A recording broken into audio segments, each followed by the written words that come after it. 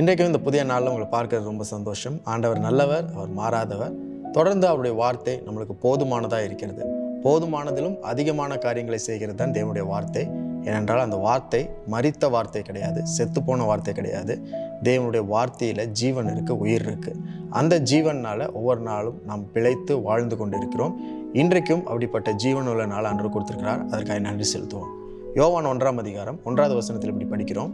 ஆதியிலே வார்த்தை இருந்தது, அந்த வார்த்தை தேவனிடத்தில் இருந்தது, அந்த வார்த்தை தேவனாய் இருந்தது. பொதுவாகவே நம்முடைய வாழ்க்கையில் நம்ம எப்படிப்பட்டவங்கன்னா அதிகமாக பேசக்கூடிய மக்களாக இருக்கிறோம். நாம் அதிகம் பேசுவோம், அதிக வார்த்தைகளை பயன்படுத்துவோம். வயது அதிகமாக வார்த்தைகளும் அதிகமாகிக் கொண்டே இருக்கும். ஏனென்றால் ஒவ்வொரு நாளும் புதிய புதிய வார்த்தைகளை கேட்கிறோம், புதிய வார்த்தைகளை கற்றுக்கொள்கிறோம். அந்த வார்த்தையை எப்படியாவது பயன்படுத்தணும் நம்முடைய உரையாடலில் அப்படின்னு சொல்லி வார்த்தைகளை உபயோகிப்போம், அதிகமாக பேசுவோம். அதிக உரையாடலை நம்ம ஒவ்வொரு நாளும் செய்து கொண்டே இருக்கிறோம். ஆகவே அப்படி இருக்கும்போது நம்ம ஜெபம் பண்ணும்போது கூட அந்த ஜெபத்தில் கூட நிறைய பேசுவோம், நிறையா வார்த்தைகளை பயன்படுத்தி நம்ம ஜெபம் பண்ணுவோம். அதனாலேயே தேவன் நம்மிடத்தில் பதில் அளிக்கும் பொழுது நம்மை போலவே அதிகமாக பேச வேண்டும், அதிக வார்த்தைகளை சொல்ல வேண்டும். நம்ம பேசுகிற அளவுக்கு ஆண்டவரும் பேசணும்னு சொல்லி எதிர்பார்ப்போம். ஆனால் நம்முடைய தேவன் அதிகம் பேசாதவர். ஏனென்றால் அவருடைய ஒவ்வொரு வார்த்தையும் வல்லமையுள்ள வார்த்தை, ஒவ்வொரு வார்த்தையுமே அதிசயம். When God speaks, it's not a message, but it's a miracle. இயேசுவினுடைய ஒவ்வொரு வார்த்தையும் வல்லமையுள்ள வார்த்தை. ஒவ்வொரு வார்த்தையும் ஒரு அற்புதம் செய்யக்கூடிய அளவுக்கு வல்லமை இருக்கிறது. பைபிளில் முதல் புஸ்தகம் 1 அதிகாரத்தில் பார்க்கும்போது வெளிச்சம் உண்டாக கடவுது அப்படின்னு சொன்னார். அங்கே வெளிச்சம், நம்ம பார்க்கிற பெரிய பிரகாசமான வெளிச்சம் எல்லாமே உண்டானது ஒரே ஒரு வார்த்தையில். அதே போல் நீங்கள் படிக்கும் பொழுது எல்லா காரியங்களையும் தேவன் ஒரு வார்த்தை, 2 வார்த்தை, 3 வார்த்தையிலேயே உருவாக்கிட்டார். புதிய ஏற்பாட்டிலையும் படிக்கும் பொழுது இயேசு கிறிஸ்துவும் அதிகமாக பேசாமல் ஒரு வார்த்தையிலேயே பெரிய காரியங்களை செய்திருக்கிறார். 38 வருஷம் நடக்க முடியாத ஒரு மனுஷனை பார்த்து எழுந்து நட என்று சொன்ன வார்த்தையே அவன் வாழ்க்கையில் 38 வருஷம் பார்த்திடாத ஒரு பெரிய அதிசயம் அவன் வாழ்க்கையில் நடந்தது. செத்து போய் 4 நாள் கல்லறையில் வச்சிருந்த லாசருவை பார்த்து வெளியே வா என்று சொன்னார்.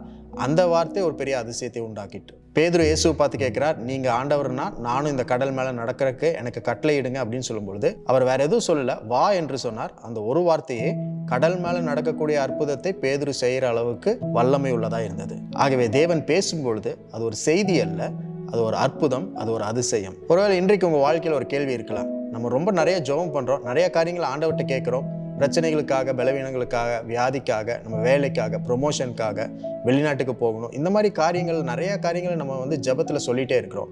ஆனால் ஆண்டவர்கிட்ட எந்த பதிலும் வந்த மாதிரி தெரியலையே, ஆண்டவர் பேசுகிற மாதிரியே தெரியலையே, ரொம்ப நேரம் அமைதியாகவே இருக்கிறாரு, ரொம்ப மாதம் ஆயிடுச்சு, ரொம்ப வருஷம் ஆயிடுச்சு, எந்த ஒரு பதிலும் வரல அப்படின்னு நீங்கள் யோசிச்சுட்டு இருந்தீங்கன்னா அதற்கு என்ன அர்த்தம்னா நீங்கள் உங்கள் அற்புதத்தை எதிர்கொள்ள போகிறீர்கள் என்ற அர்த்தம். ஏனென்றால் தேவன் பேசும் பொழுது அது அதிசயம்.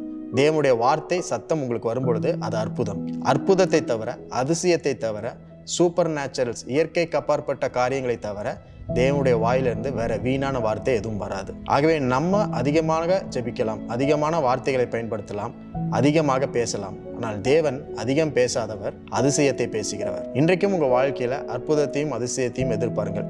தேவனுடைய வாயிலிருந்து புறப்படுகிற வார்த்தை எல்லாமே அற்புதம்.